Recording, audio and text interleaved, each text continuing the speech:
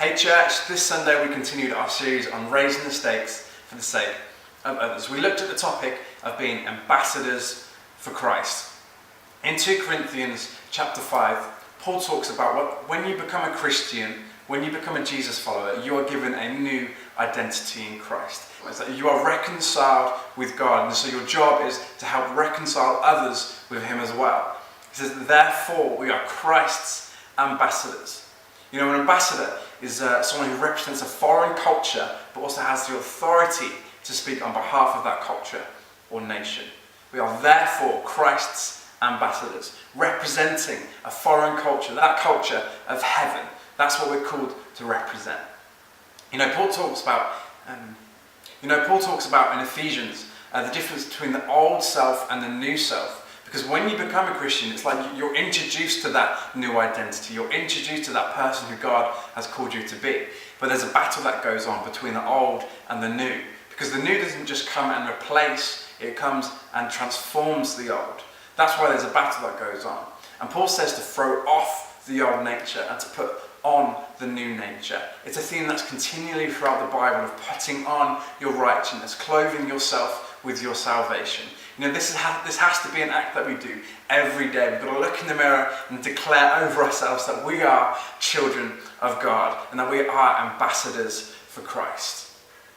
We looked at the story in Luke chapter 7, where there's two groups that approach Jesus, sent for by the same person. That person is the Roman centurion. But what we notice is that the two groups carry a different message. The first group are a group of religious leaders, and they don't know the Roman centurion that well. However, it's evident that they know of the Roman centurion, because when they meet Jesus, they tell him all about him. They say, he has built our synagogue, he's built our place of worship.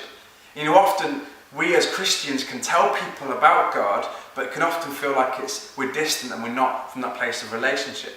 Well, it's clear from the second group that they're his friends. It says that, but they say the very words that the Roman centurion would have said.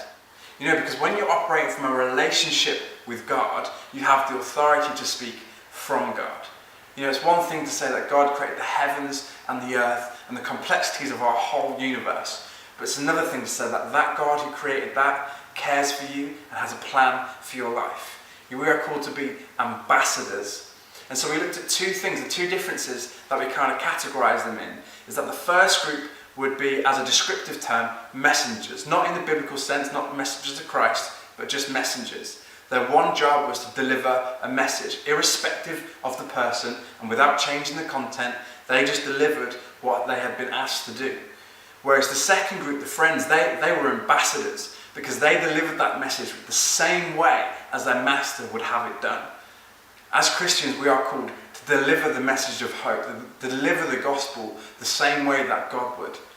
It should be our business to know what our God thinks about the person we're speaking to. And so there are really two differences between these groups of people. The first is the relationship with God, and the second is the authority that they carry. They only carry the authority because of that relationship. And to finish, we looked at the story of Jacob. Jacob, that's one of my favourite stories in the Old Testament.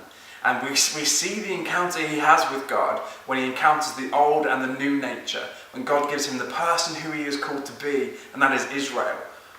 But what we see is that from that point he operates in both of them. And the same is true in our own lives. Sometimes we act in the old nature, and sometimes we act in the new nature. That's just how it is. Paul says to put off the old nature and put on the new nature. But something happened in Jacob's life. An event which, I wouldn't wish on anyone, and he believed his son to be dead. But from that point, he says these words, he says, I will mourn until I die. And from that moment, for 20 years, Jacob chooses to live as Jacob and not as Israel. He chooses to live in the old nature and not in the new nature that God has called him to be.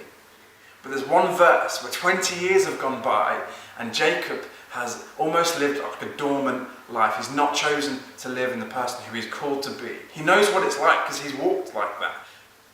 But for some reason, he chooses to live as Jacob rather than Israel.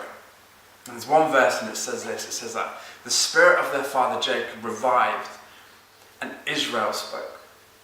Take off the old nature and put on the new nature. We are called to be ambassadors for Christ.